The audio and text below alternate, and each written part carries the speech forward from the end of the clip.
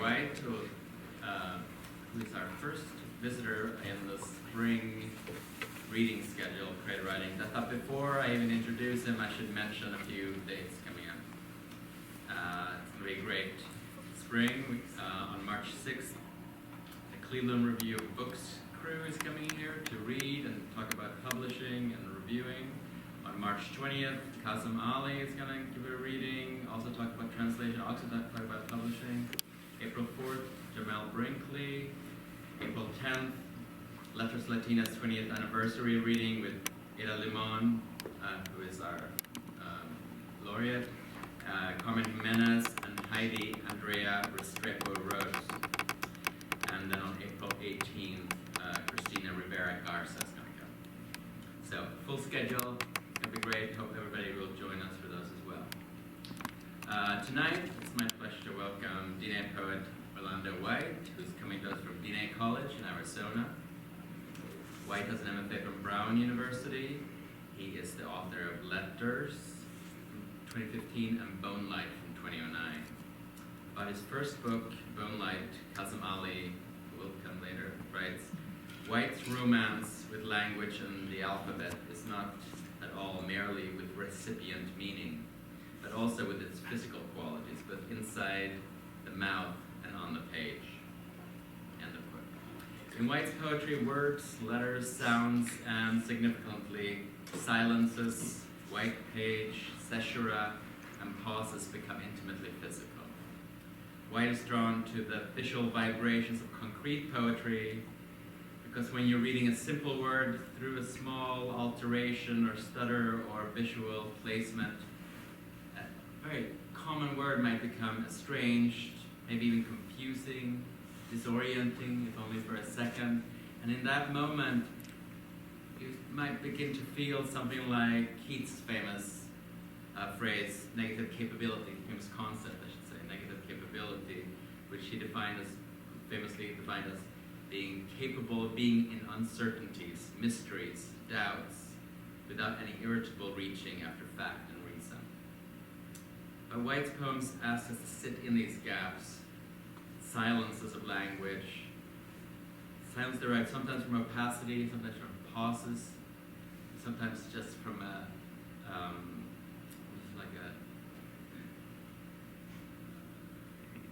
painting of language, or going silent of language. I think of these gaps as syncopes, moments where you lose the thread. You might lose your interpretation that you thought you had, but you might also lose something of yourself. I think that's a really profound thing for a poem to do. So I'm really happy to have Orlando White here. Please welcome.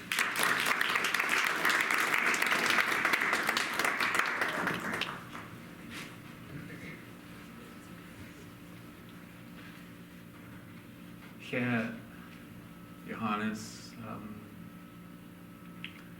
Joelle, Paul, the creative writing MFA program, and the wonderful grad students I had lunch with this afternoon, and everyone here. Thank you for being present, and I'm happy to be here. And thank you for that wonderful intro. Naaneesht'e Orlando White, Diné Naaneesht'e Tchobahan Nishle, Aro Naakai Dine Bashashin, Tchachini Dashache, Aro Kiaani Dashanala, Torfakane, AEC Danasha, Kutao Dine Nishle. My name is Orlando White, and I am of the Zuni Water Edge people, born for the Mexican clan.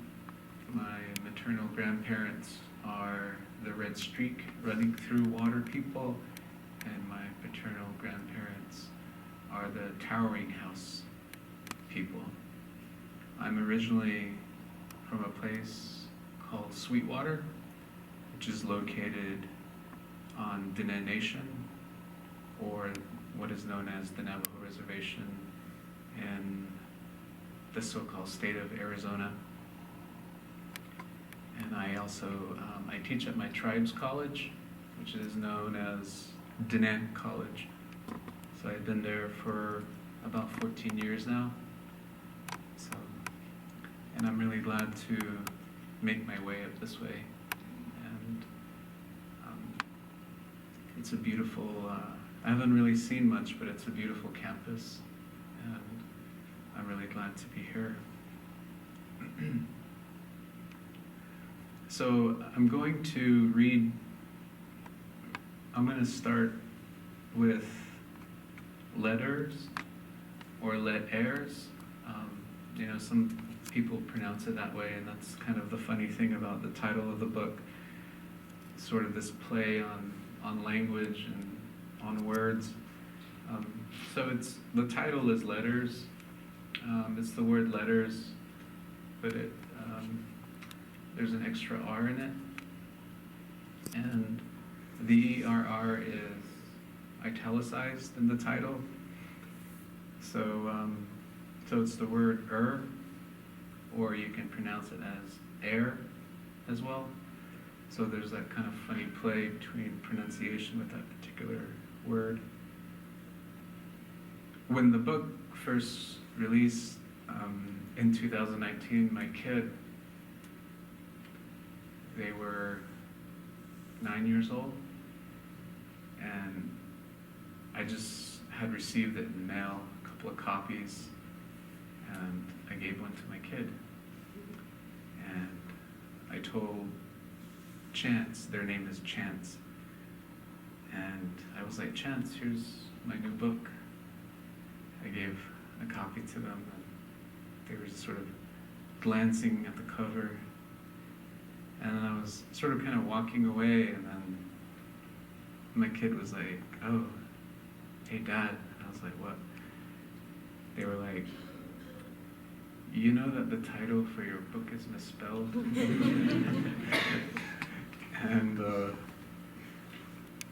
And I was like, yeah, it is.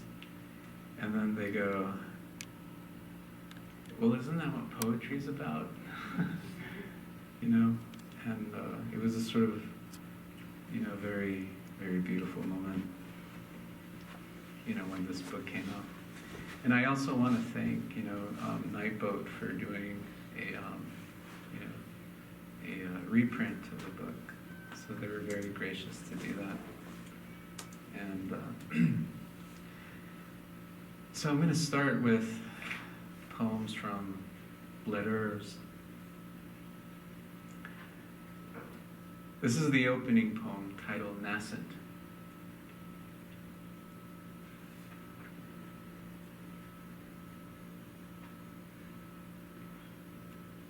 It begins with a diacritical spark.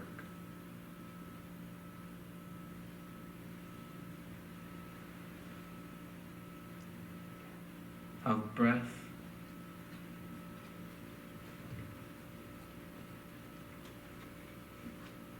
and soma.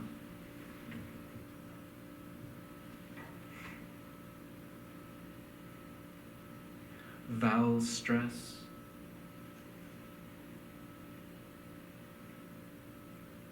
Nasal enunciation.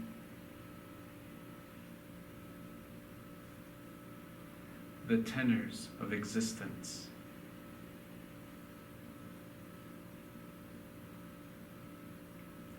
Ictus of Ina.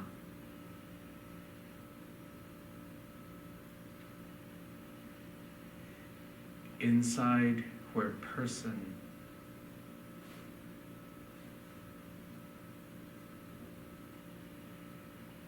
ticks in utero.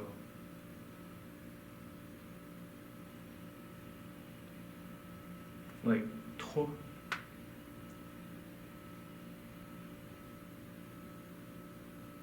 Rippling skin.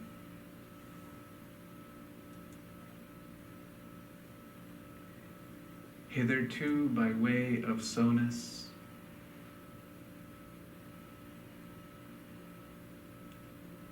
in a moment, in accordance,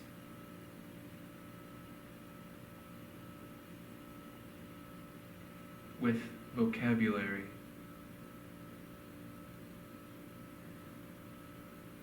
body forms. The single E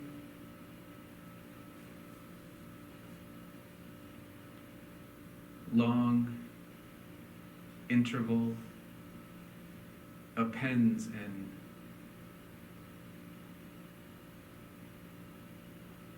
muscular tube of Na.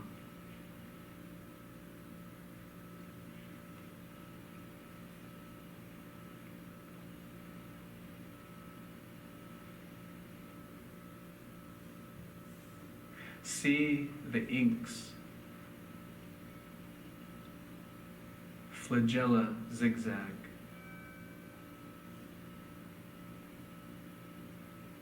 scur towards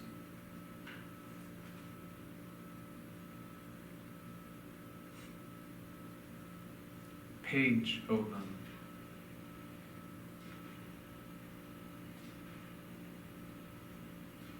to perforate its egg coat.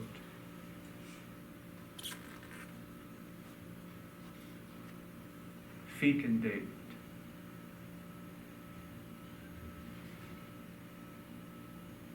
the nucleus of this sheet opposite of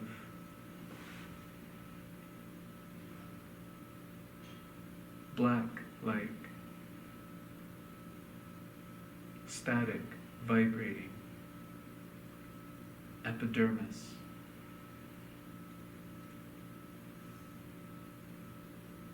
Eardrum.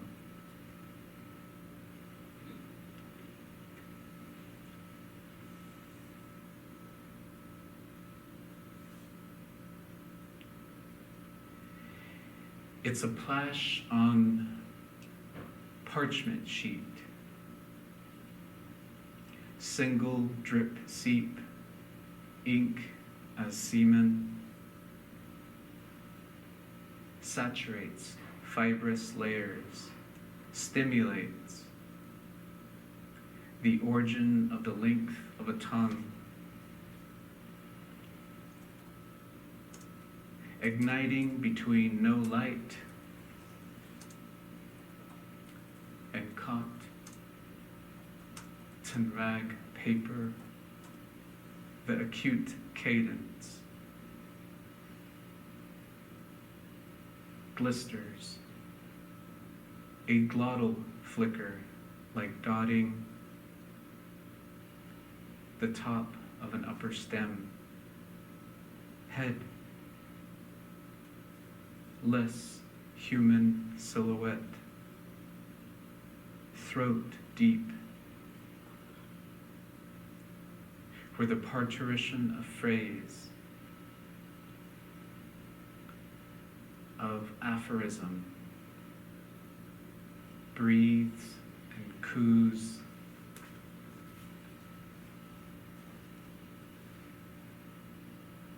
ob-o-wo, their sound, only sound shaping.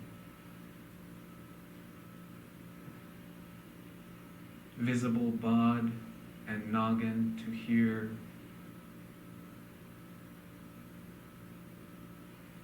Perspicacity. It is active fro and to.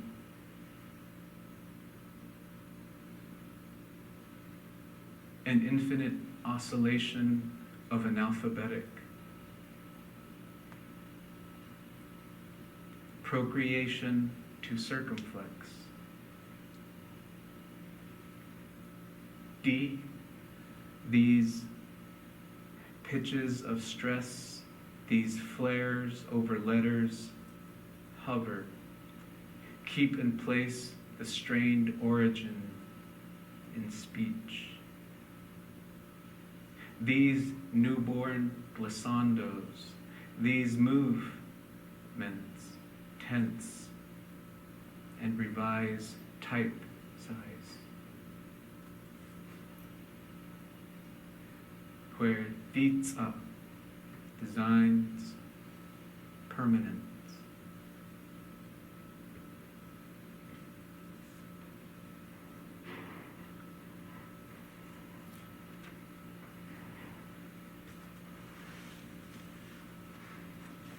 Pronunciation marks are proof.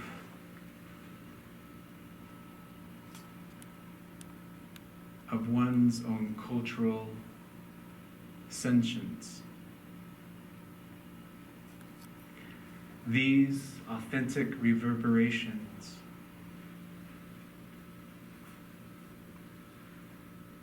above the cap height where breath pressures tongue against teeth,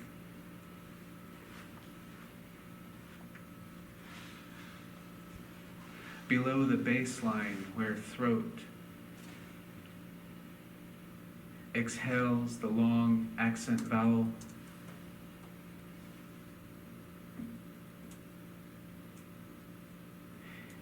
in that moment it echoes through. Nose quivers as phonemic air.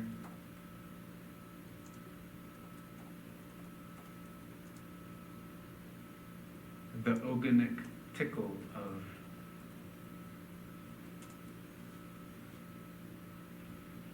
he.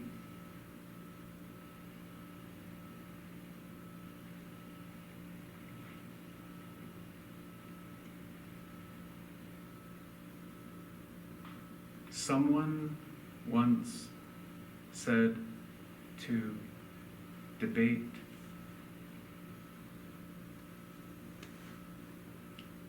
oneself is to debate the page.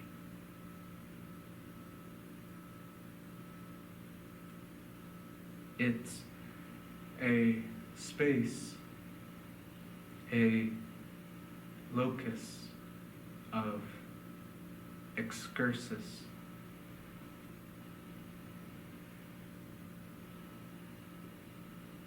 Where vibrations leap between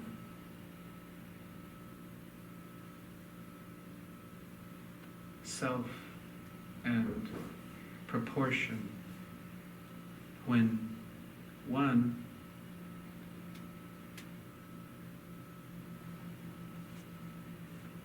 peers into that leaf mirror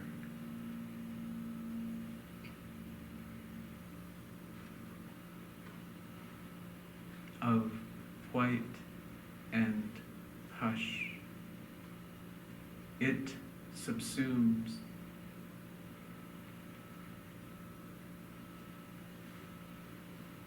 thought, because the word I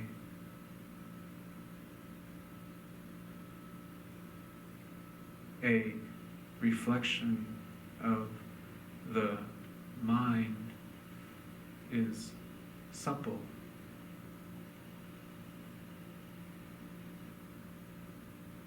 And limitless. To say it means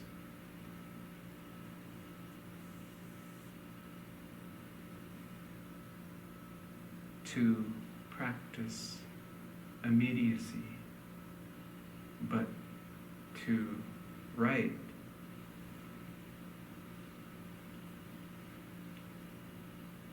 it means to construct perpetuity.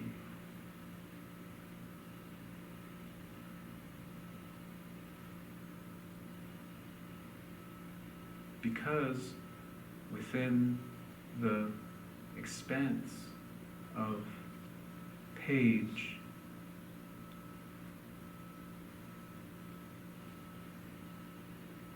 ego is proton, like shade produced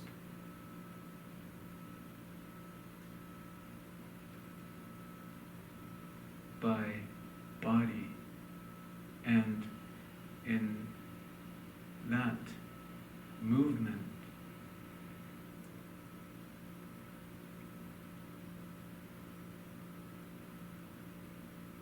when one strokes that single vertical.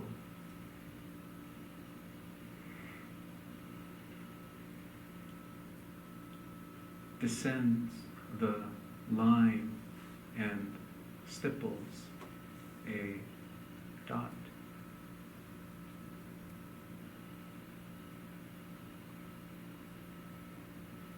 It's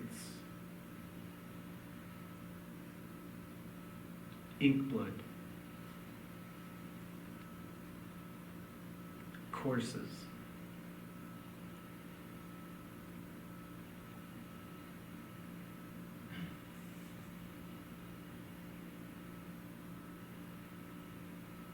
A letter on the page affirms the being of person, per in accordance with the root sun.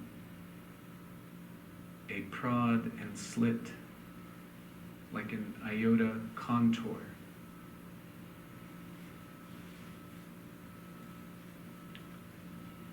Written, a projection of what occurs instantly in the mind. Our sense of self-air, vibration waves in air, until we materialize, body size between the X height.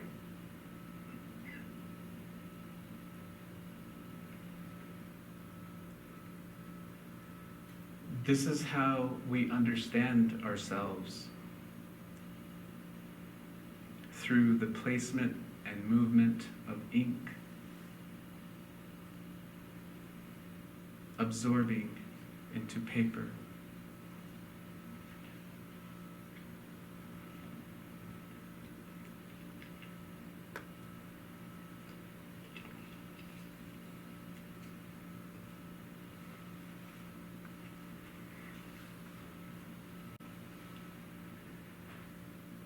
This is A, and it's the lowercase a, or the title of this poem is the lowercase a. A is ox head. Dark snout and horn, body blank as milk, originates from measurement of animal to print, first as labor on landscape, then on page as libel. People create from what their objects contribute for them. That's why text behaves. Ox, a living thing, non-human, image of subsistence. It is also on paper a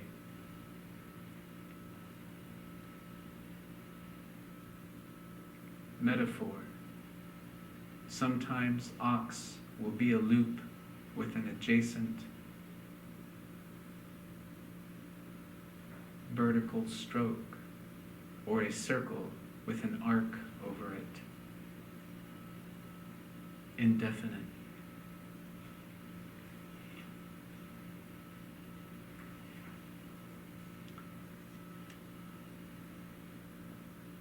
E.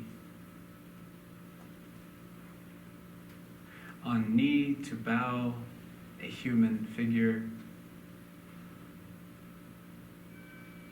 Prayer at the white altar page.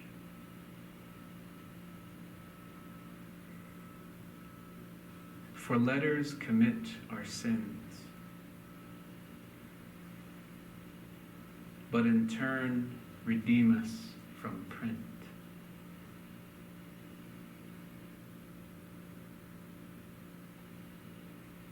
He wears what appears to be a black shirt and white clerical collar. Is that why we trust him with our thoughts? To serve as subpoena to the book?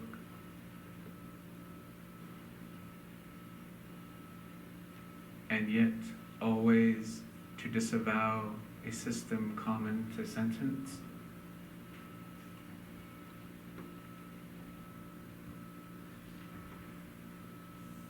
This is why we sound out. To spell.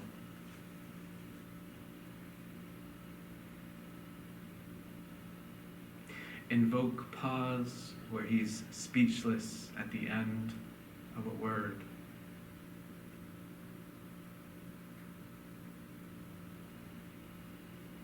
To worship in silence.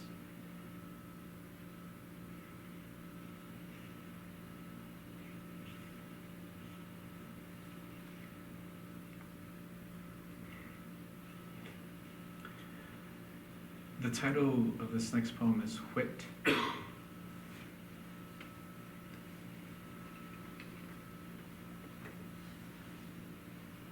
Whit.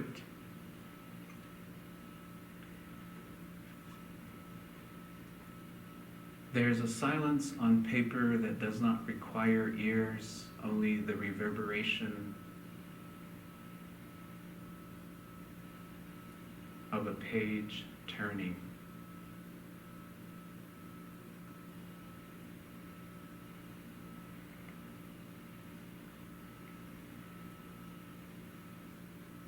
She asks, how does it feel to be a letter?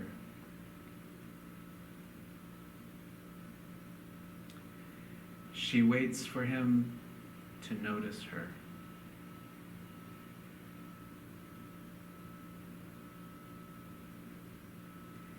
She is exclamation-like, but upended. Her feet tiptoeing.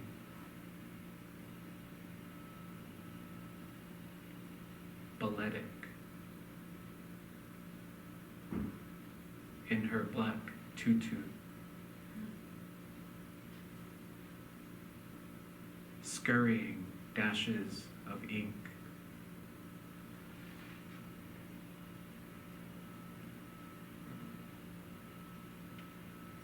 Calligraphic, as if quill pen.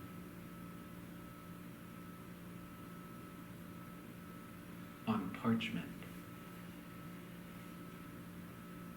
Annotating solicitude.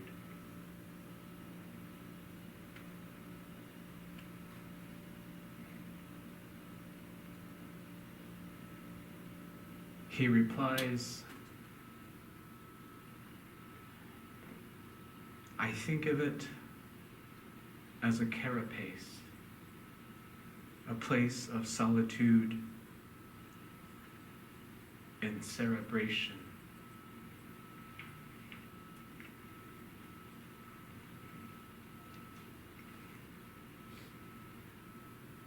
She presses on to prance around him, but he is ensconced.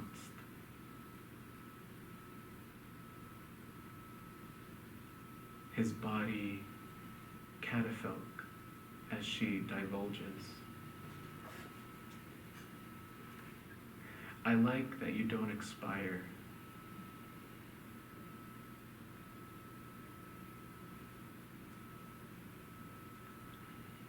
I will not lapse because we are equipoise.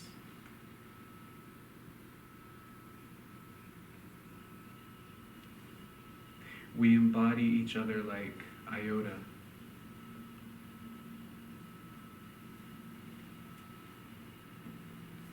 We are abutescent. You are verb and I, noun. When you locomote, your toes traipsing, I feel to urge from my exocarp.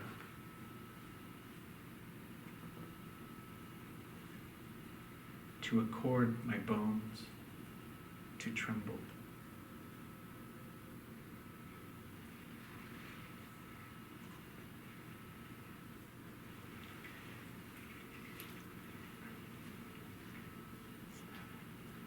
Oh,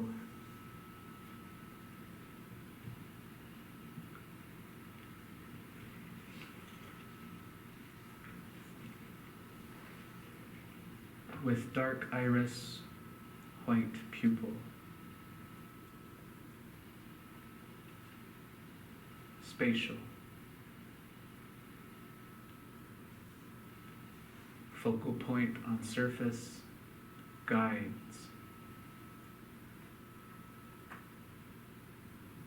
into white.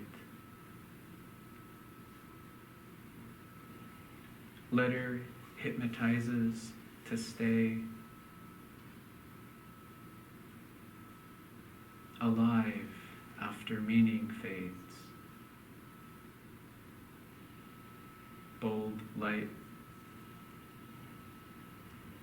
projects outward, depth pressure. Squint periphery. Singes pretext from nerve sight. To hue of page margin.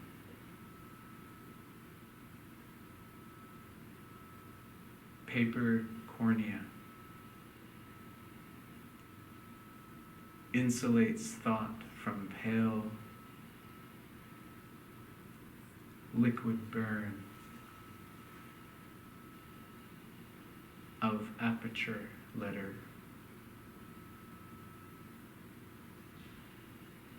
A calcine color to ash bleach.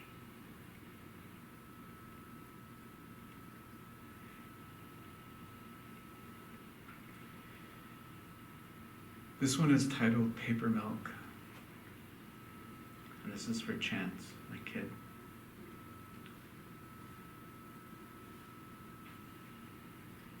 Newborn alphabet cries its vowels and the page nourishes them. A opens into a U, becomes a tiny cup, fills with paper milk. The E, too, unfurls to an O and nurses on the colostrum of pulp. Thought attaches sound from motherese to thin sheet of white. Form, a structure of feeling, an instrument of print means to foster. The verso and recto will be caretakers of our infant text. As writing develops, calcium to bring life to ink, letters become collagen of thoughts. So that's from Bone Light, and now I'm going to switch over to the screen here, and so let me go ahead and get this started.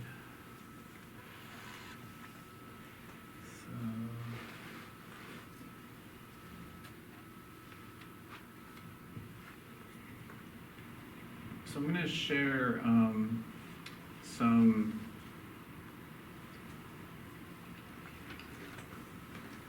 one-word poems, and the one-word poems I've been working on are in my own native language, in Diné, or the Navajo language. So I'm going to share a few here.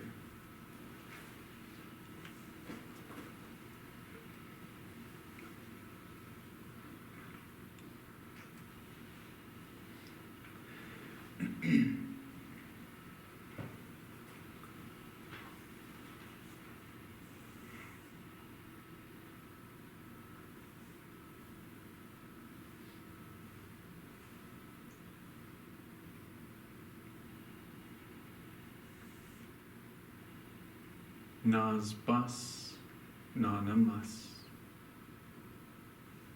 Nas bas, nanamas.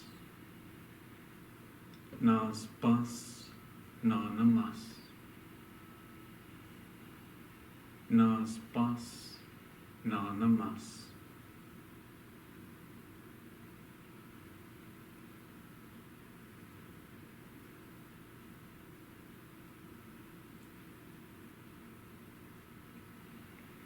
So in this particular poem, Nas bas in our language, I translated to 0, but it also could be circle or something round. Nanamas is the verb. Really, it's like a imbalance roll. So it's a verb that conveys the idea of rolling, but the rolling is sort of uneven, right?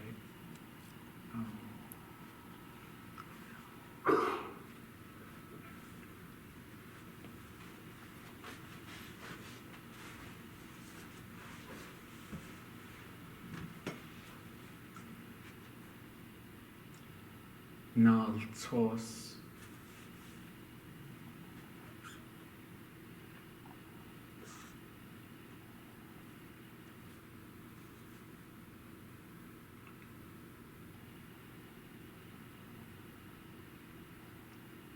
Yoga.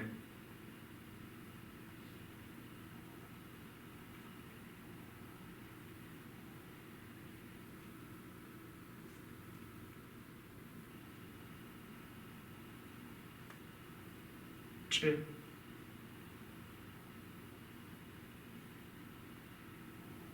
Hunte.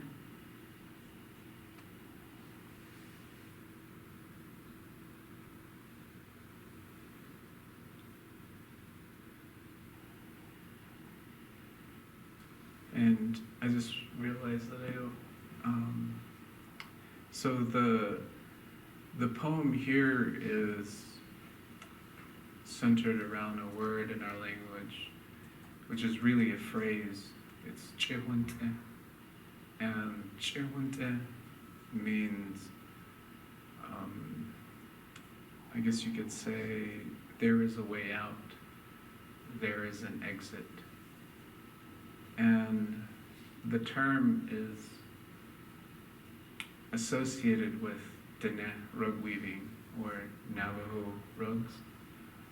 And most Navajo rugs that are woven are usually in this shape, so it looks like a page. But if you look at, especially older rugs, weavers tend to do this thing, chehunte. And if you've ever seen a Navajo rug, it's beautiful, it's colorful, but it's also symmetrical, right? And so when we view a Diné rug, it almost kind of looks balanced, symmetrical. But what chehunte is the weaver deliberately creates an imperfection, and that imperfection is usually a different color yarn that sort of extends out towards the border. And it's a deliberate imperfection. And you can see this usually like in the corners of the rug. And the idea behind it is this idea that the energy of the artist, the rug weaver, transfers into the rug because they are the ones who created and built the rug. And it's through chehunte, the energy of the artist continues on. It exits out, so that they say that the weaver, when they practice this imperfection, this exit way, this chewante, then the weaver is able to proceed and keep going and moving to continue to create their art form. So, and that's what chewante translates to. Naatos is paper. I was explaining this to grad students earlier during lunch, and really naatos is really like, you know how paper bends? That's naatos. Dioke is just generally translated as rug. There are a lot of other things going on here. I know it looks pretty minimal, but I think in the language, it really, I think chewante is, when we think about aesthetic, but for me as a writer, when I think of poetics, this is Diné poetics in terms of what influences my practice and my process, at least in my own writing.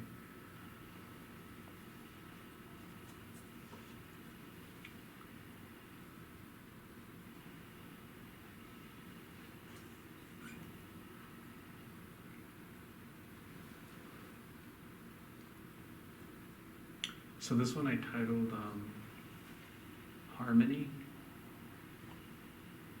It had a different title before, but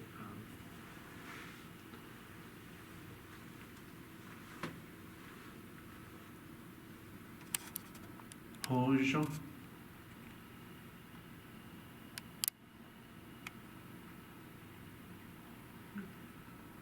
Ho Chuan.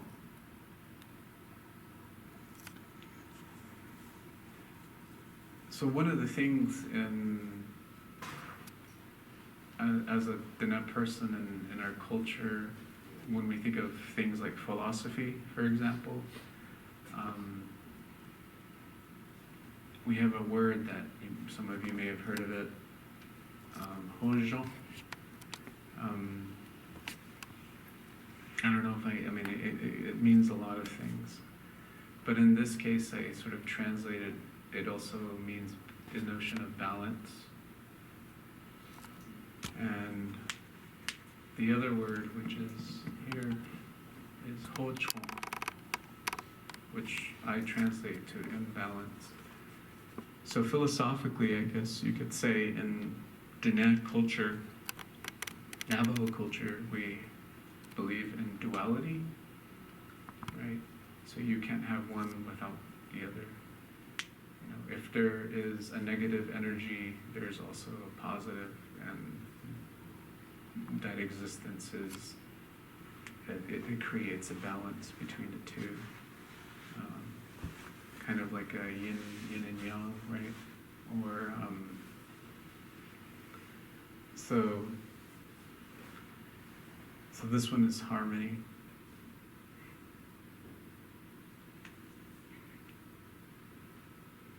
This one I shared earlier with at my talk this morning.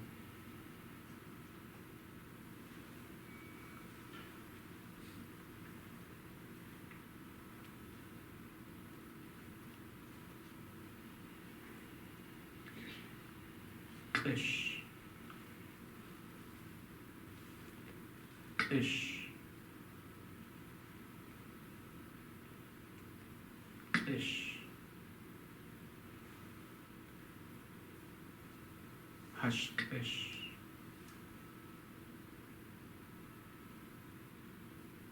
Ish.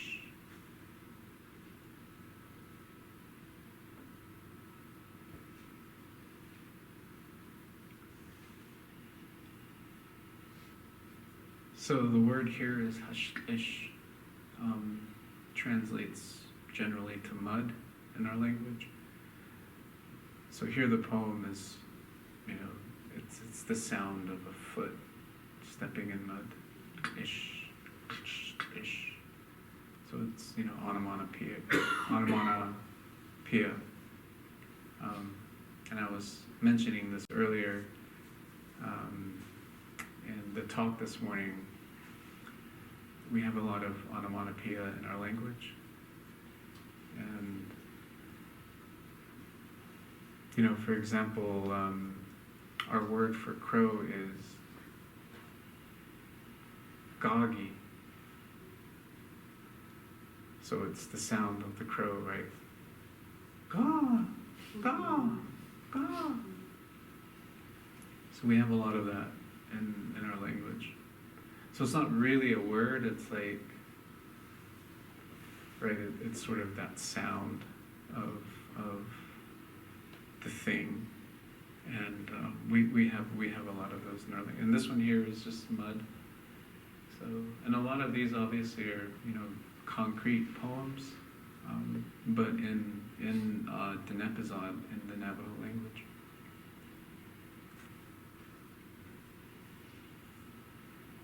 And this will be my last one for this.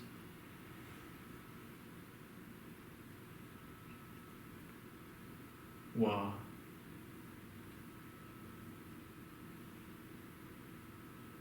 To.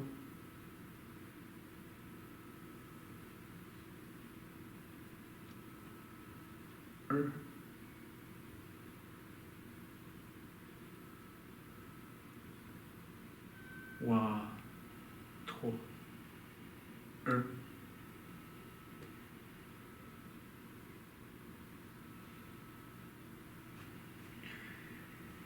So our word for water is to. So I was very influenced by another Diné poet named Sherwin Bitsui. And if you look at his second book, there's an opening visual concrete poem that's in our language, and it's the word twa, and you sort of see it sort of dripping down the page. So twa translates generally to water, but also the sound of it is, right, twa. It's like, after it stops raining and you hear that sound, the dripping sound, right, when a droplet hits, the body of water on the ground. So here I took the word water and in English and sort of played around with it. So above the A you have the a diacritical mark, which I believe is a diaeresis. So usually it's above a vowel sound. I really don't use it correctly here because I think it has to be the second vowel that usually the diacritical mark goes above. But visually I just sort of like, it's a short vowel sound, so ah. And then I have to, which has the high tone above the O, translates to water. And then I have the schwa, which is the upside down E, again another short vowel sound. And so, sort of water within water, just sort of my way of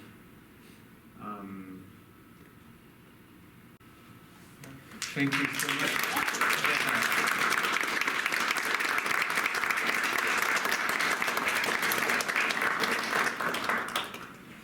Thank you all for coming, and the books are available over there. And thanks for the support. Again, thanks for coming. Thanks for allowing me for reading for us. It's beautiful.